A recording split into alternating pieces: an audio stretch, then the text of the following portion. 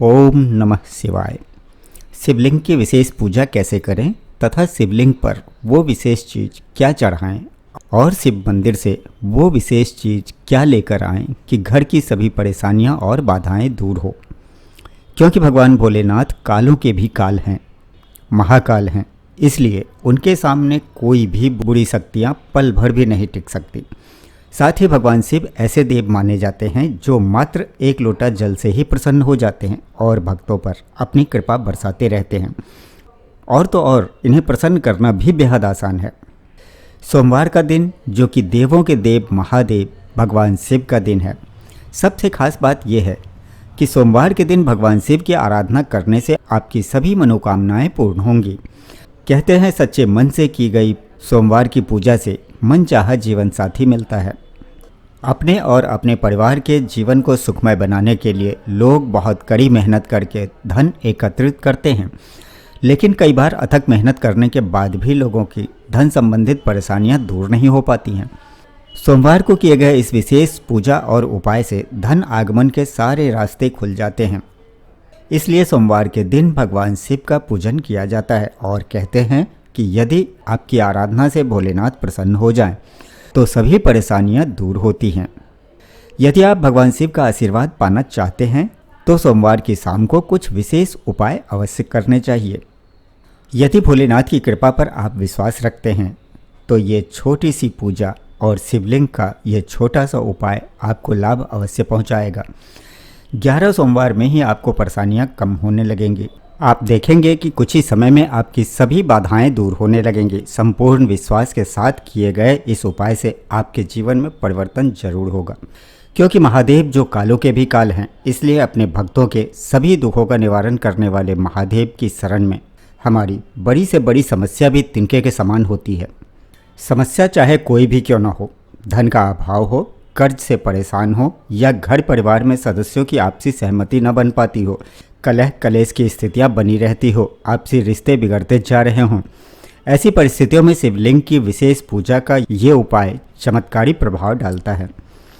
इसके अलावा ये उपाय घर में पितृदोष की परेशानियां हो, जैसे मांगलिक कार्यों में रुकावट, धन का न टिकना, धन आगमन में रुकावट, कड़ी मेहनत के बावजूद भी कर्ज में फंसे रहना, व्यावसायिक कार्यों में तरक्की न होना, पैसे डूब जाना, इन सभी परिस्थितियों के साथ ही यदि संतान नहीं होती है, कई तरह की परेशानियों में ये उपाय रामबाण की तरह काम करता है। घर में वास्तुदोष संबंधित परेशानियां हो, उसके लिए भी ये उपाय कारगर माना जाता है। साथ ही नौकरी या व्यवसाय में दिक्कतें आ रही हो तो इस उपाय को करने से लाभ मिलता है। तो अब आइए देखते हैं कि वो उपाय क्या है तथा कैसे करें। सोमवार के दिन शिव मंदिर जाएं, भगवान भोलेनाथ की पूजन सामग्री घर से साथ लेकर जाएं। पूजा की सामग्री में अभिषेक के लिए जलाभिषेक कर सकते हैं आप, कच्चे दूध से दुग्धाभिषेक कर सकते हैं आप। दूध, दही, घी, शहद, शक्कर, इन पांचों चीज़ों से मिलाकर पंचामृत का भी अभिषेक आप कर सकते हैं। किसी भी एक अभिषेक की सामग्री आप ले लें जिससे आपको अभिषेक करना हो। हालांकि मान्यता है कि पंचामृत से शिव जी का अभिषेक करने से आपकी सभी मनोकामनाएं पूर्ण होती है, चाहे वो सुख समृद्धि की हो या संतान की कामना हो, विवाह की कामना हो, धन की कामना हो या कोई भी और विशेष मनोकामना हो। समस्त मनोकामनाएं पंचामृत के अभिषेक करने से पूरी हो जाती हैं। तो इसलिए आपके पास जो भी सामग्री हो आप लेकर जा सकते हैं, लेकिन जल जरूर होना चाहिए। जल घर से ही लेकर जाना चाहिए, रास्ते में या मंदिर पर जल नहीं लेना चाहिए। मान्यता है कि जब हम घर से जल लेकर जाते हैं और जब इस जल से हम भोलेनाथ का अभिषेक करते हैं तो उसमें घर की समस्त प्रकार के ग्रह दोष और नकारात्मक शक्ति होती है, ये दूर होती है। इसलिए जल घर से ही लेकर जाएं। रास्ते का जल या मंदिर का जल अर्पित करने से आपको वो फ़ायदा तो हुआ ही नहीं जिसके लिए आप मंदिर जाते हैं। मंदिर हम इसलिए जाते हैं कि हमारी घर की परेशानियां दूर हों। वो तब दूर होंगी जब हम अपने घर से जल लेकर जाएंगे। तो भगवान भोलेनाथ का अभिषेक करने के लिए घर से शुद्ध जल लेकर जाएं। बिल्व पत्र अगर उपलब्ध हो तो बिल्व पत्र ले सकते हैं पूजा की सामग्री में।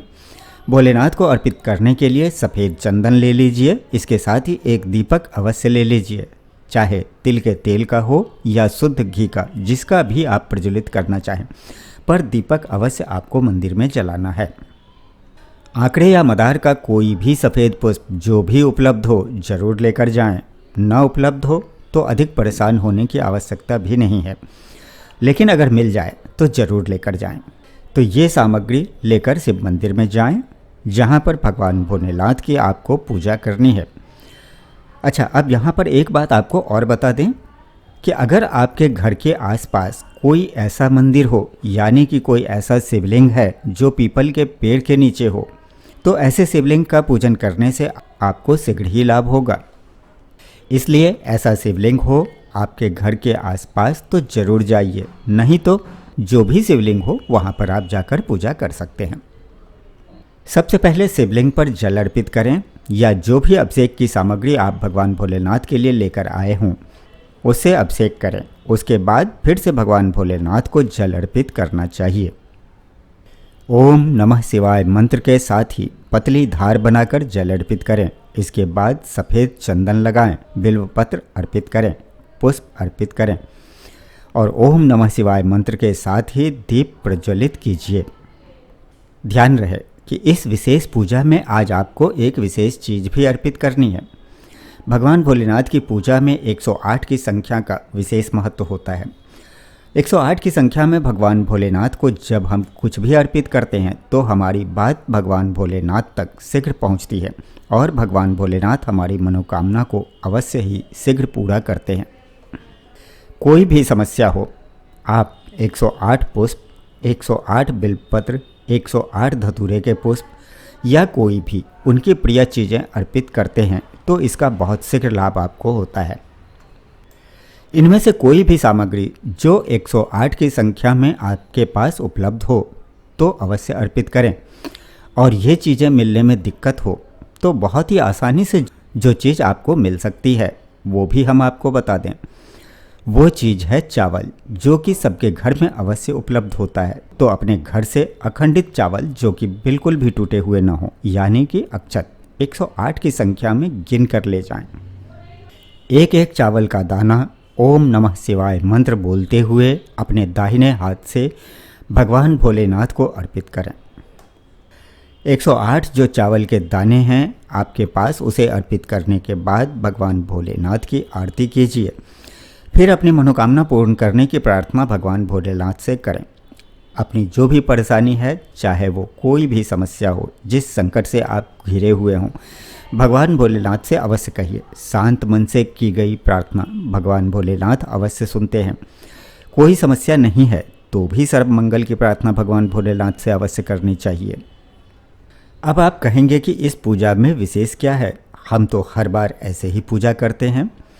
तो देखिए, इस पूजा में विशेष ये है कि आपको एक ही समय में मंदिर जाना है। मतलब कि जिस भी समय पर आप मंदिर जाते हैं तो हर सोमवार आपको उसी समय पर मंदिर जाना होगा।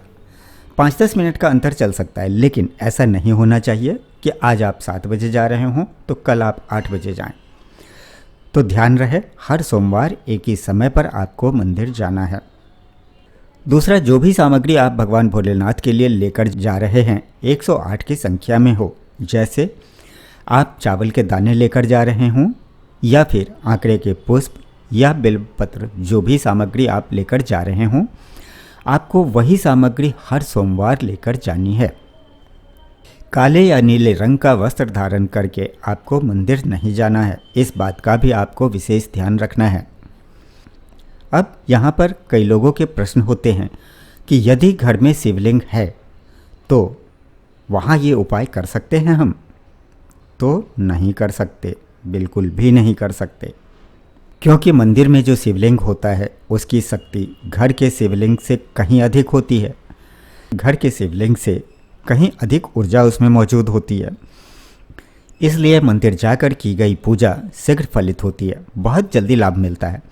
आधी से अधिक परेशानियां तो दर्शन मात्र से ही दूर हो जाते हैं। मंदिर में जाने से नकारात्मक शक्तियां दूर हो जाती हैं। तो पूर्ण विश्वास और धैर्य के साथ लगातार हर सोमवार शिव मंदिर जाएं, जब तक आपकी मनोकामना पूर्ण नहीं हो जाती। वैसे 11 सोमवार में मनोकामना पूर्ण हो ही जाती है, लेकिन कई बार हमारे प्रारब्ध ऐसे होते हैं कि पूजा पाठ के बावजूद मनोकामना पूर्ण होने में कुछ वक्त लग जाता है। तो ऐसे में आप धैर्य बनाए रखिए, भगवान भोलेनाथ की कृपा आपको अवश्य प्राप्त होगी और उनके आशीर्वाद से आपकी मनोकामना अवश्य ही पूरी होंगी। समस्या चाहे कोई भी हो, भोलेनाथ अवश्य दूर करेंगे। शास्त्रों में महिलाओं के लिए एक विशेष छूट है कि शुद्ध दिनों में आप पूजा कर सकते हैं। जब भी आप उन अवस्थाओं में होते हैं तो पूजा छूट जाती है, तो इसे दोष नहीं माना जाता और इससे न ही पूजा खंडित होती है। लेकिन सामान्य अवस्था में अगर आप शुद्ध हैं तो आपको मंदिर जाना चाहिए। और अब जानते हैं वो विशेष चीज़ क्या है जो आपको मंदिर से लेकर आना है। वो क्या है? जो जल हम भगवान भोलेनाथ को अर्पित कर रहे हैं, उसी पात्र में शिवलिंग की जलधारी से गिरता हुआ जल लेकर आपको घर आना है। थोड़ा सा जल चाहिए, 2 या 3 चम्मच भी काफ़ी है। लेकिन ध्यान रखें कि आप जो जल आप लेकर गए हैं उसमें से नहीं बचाना है, उसे पूरा अर्पित कर देना है। शिवलिंग की जलधारी से गिरता हुआ जल ही आपको अपने पात्र में लाना है और घर में उस जल का छिड़काव करें। घर की नकारात्मक ऊर्जा दूर होती चली जाएंगी, घर के सभी सदस्यों पर से नकारात्मक शक्तियां दूर होंगी, आपसी विचारों में सामंजस्य होगा। इसी तरह घर के मुख्य द्वार पर भी इस जल का छिड़काव कीजिए। इससे किसी के भी किए कराए का कुछ असर अगर आपके घर पर है या फिर किसी प्रकार के दुष्ट शक्तियां आपके घर के आसपास हों तो वो भी दूर हो जाती हैं, क्योंकि भगवान शिव भोलेनाथ कालों के भी काल हैं। उनके सामने कोई भी बुरी शक्तियां पल भर भी नहीं टिक सकती। इसलिए घर में इस जल का छिड़काव करने से घर से समस्त प्रकार के कलह, कलेश, दुख और दरिद्रता का नाश होगा। सभी सदस्यों में प्रेम की भावना बढ़ेगी, रिश्तों में सुधार होने लगेगा, शीघ्र ही आपसी सहमति भी बनने लगेगी। वास्तु दोष, ग्रह दोष हो या फिर पितृदोष हो, कितना भी बड़ा दोष क्यों ना हो, इससे दूर होगा।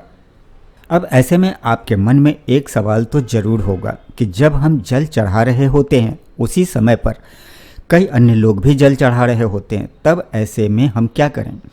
क्योंकि ऐसे में जब हम जल अपने पात्र में जो जल लेकर आएंगे तो क्या उसमें सबके जल मिक्स नहीं होंगे?